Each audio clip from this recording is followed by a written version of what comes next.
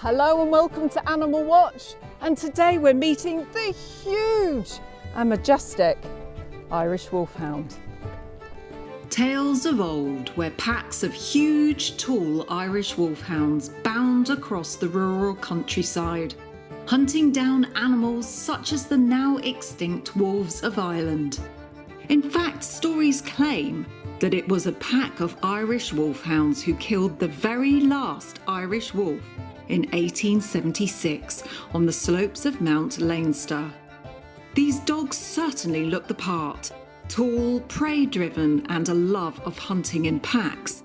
So are these stories of old true? Did the Irish Wolfhound indeed hunt down the old extinct Irish wolf? And are they as ancient, large and powerful as Roman stories suggested them to be? Today, Animal Watch will tell you everything about this majestic and gigantic head-turning wolfhound.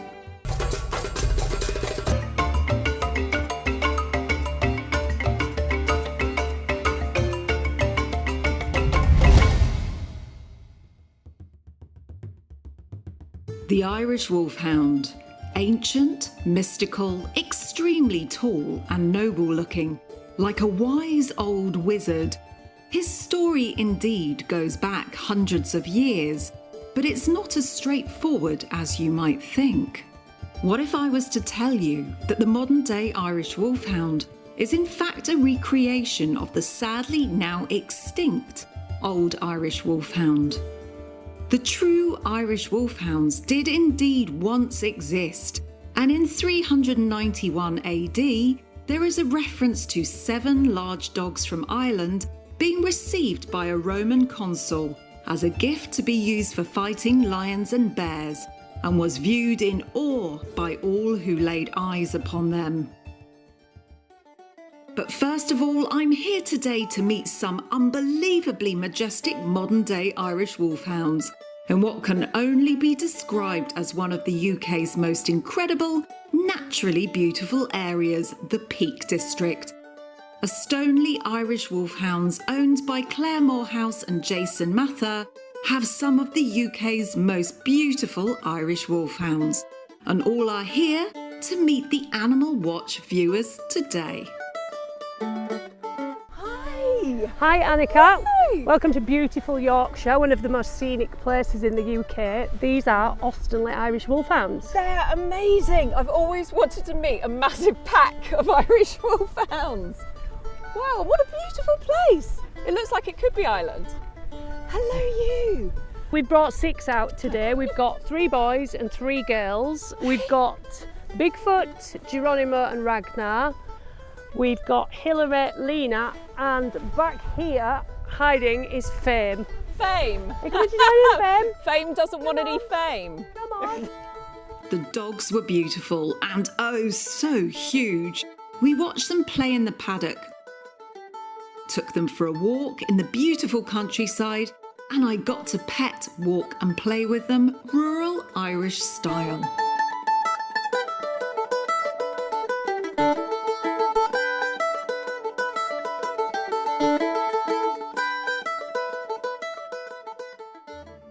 The wolfhounds of old were used as hunting dogs by the Gaels and were suggested to be immense.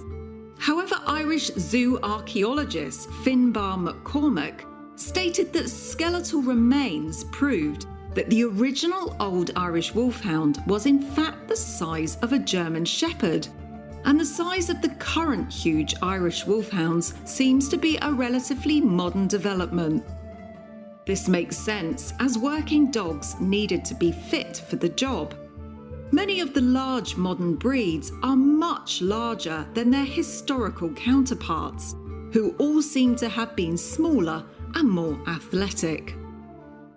However, the Old Irish Wolfhounds were valued and desired immensely. In fact, so much it led to their scarcity in Ireland, when hundreds were exported to European royal houses, leaving numbers in Ireland depleted. The last wolf in Ireland was killed in County Carlow in 1786. It is thought to have been killed by a pack of Irish wolfhounds. After this, The remaining wolfhounds stayed in the hands of a few families who kept the dogs as symbols of status rather than used as hunters. And these were said to be the last of their race before this old line sadly died out. Thomas Pennant reported that he could find no more than 3 wolfhounds when he visited Ireland in the 1700s. So if what we have now is in fact not the true Old Irish Wolfhound, but a modern creation, what is it that we see today? A Captain George Augustus Graham of Gloucestershire was responsible for creating the modern Irish Wolfhound breed in the late 1800s. He stated that he could not find the breed in its original integrity, so he needed to find their closest relatives.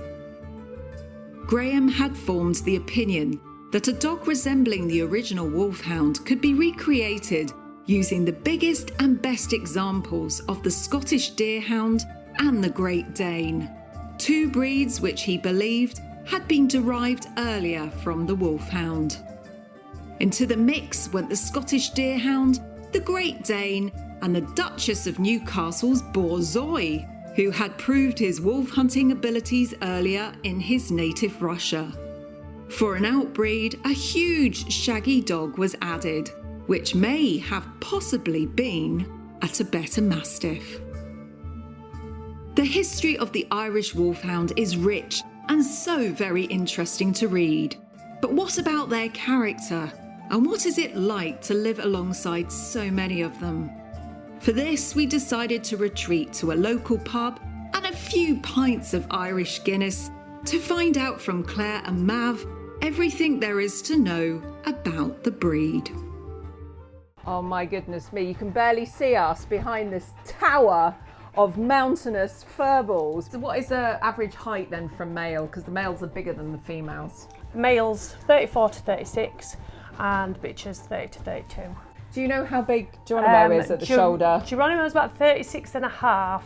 Bigfoot is about 35. People shouldn't be breeding for height, you should be breeding for balance. So, as tall as your dog is, you want your dog to be as, wide, length, everything should match. The weight of these guys is pretty astounding too, isn't it? So how heavy are they? It's massive. Geronimo weighs 86 kilograms and Bigfoot's 88 kilograms. That's very, very heavy. So that's like a large man. Do they molt like a normal dog, or do they hold on to their coat? So they're a double coated breed. If you look right in here, you've got a very, very soft, shorter coat, and then you've got this outer coat, which are the guard hairs, and this is what keeps them dry when it's raining, it's what keeps them warm when it's cold, and it's also what keeps them cool when it's hot. We do what's called hand stripping, which is exactly what you do with a border terrier, except it takes a lot longer with these guys. When it's ready to come out, you literally just grab a little bit of it, tiny quick tug that encourages new growth,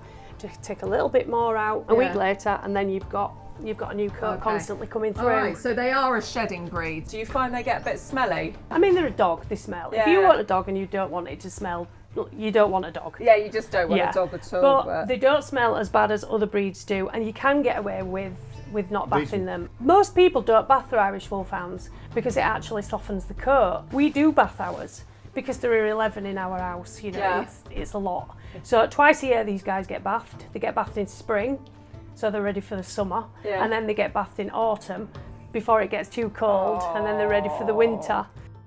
From the moment I've met them, they've been pretty chilled out, they've been gentle, they've come to say hi, and I felt very, very safe and comfortable around them.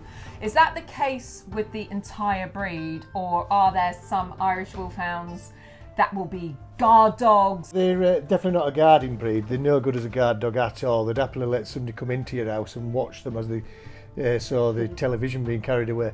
They are generally a gentle breed, but they can be quite keen as well. It's a bit fictitious that they're gentle giants, really, because they're like any dog. Yeah. They have the moments. Originally they were a hunting dog. Obviously they're going to have a big prey drive still. Yeah, they have, yeah. So when you walk them, what sort of behaviour would you expect? Well, I mean, obviously, if it's in an area of livestock or anything like that, or an area where, you can't just let them run riot, then it's leads Yeah. So will they chase sheep? Some If, would, the, some if wouldn't. they're not trained But- to not chase sheep. Yeah, and the thing is, for a giant breed, they can move. They can make up some ground pretty quickly. You were saying to me earlier that they've caught quite a few rabbits and quite a Yeah. few birds, so these dogs will go for things. How about neighbour's cat?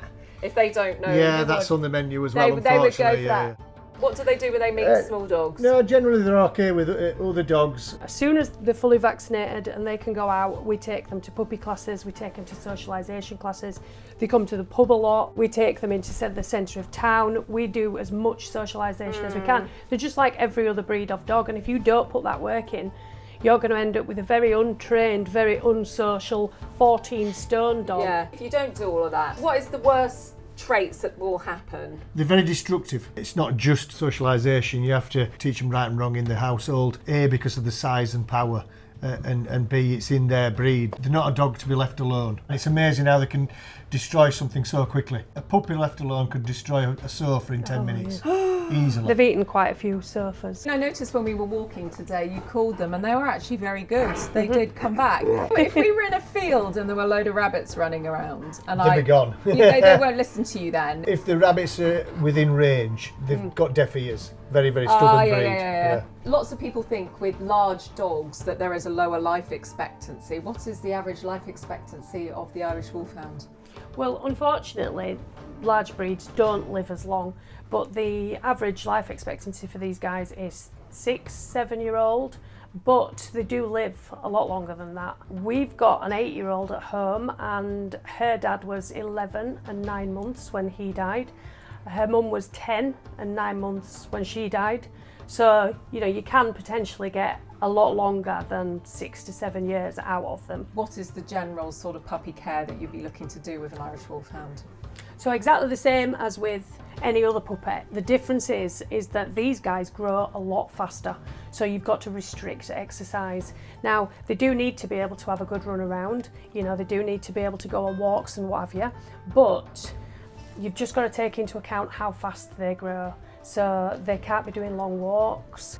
Do you have like heart enlargement problems at all? Dilated cardiomyopathy is one of the big killers. Osteosarcoma, bone cancer, and also pneumonia because they're a deep-chested breed. Right. So let's say, your Labradoodle gets kennel cough and you'll be told, oh no, it's fine, you don't need to bring it to the vets. If any of these guys get kennel cough, I am straight to the vets and I get antibiotics as a precaution because it can turn into pneumonia very quickly. Do they suffer from bloat? Yes, they're fed on raised feeders, which are 18-inch. We don't exercise them an hour before or an hour after eating. We obviously pay attention to the amount of food that we feed them. We feed half kibble, half raw. We like the raw diet, we prefer raw, but for us, for convenience and cost as well, it just comes in handy to have that kibble there. So these guys get a really good quality kibble and then they get the raw as well. Also, potential owners need to understand that everything's bigger. So you need a bigger vehicle, the biggest bag of food, the biggest bed that you buy from the pet shop, the vet bills are bigger, everything's bigger. But that said, they're a fantastic member of your family and they're, a brilliant breed. I think they're very beautiful, docile, gentle dogs, and today they've been absolutely gorgeous. But of course, yes, you need a big car. Because even your little girl here is big. And she's the little one, Yeah, isn't she's she? the tiny one. She's the little one. She's the petite. tiniest. Today had been amazing, and I thoroughly enjoyed meeting Claire and Mav's pack. They are so laid back and relaxing to walk and live amongst. Truly elegant and mesmerising to watch among the autumnal colours, and so very loved by all that met them. Perhaps what we see now is a ghost of the original Old Irish Wolfhound. But I'm still their biggest fan. And what would Ireland be now without this beautiful dog?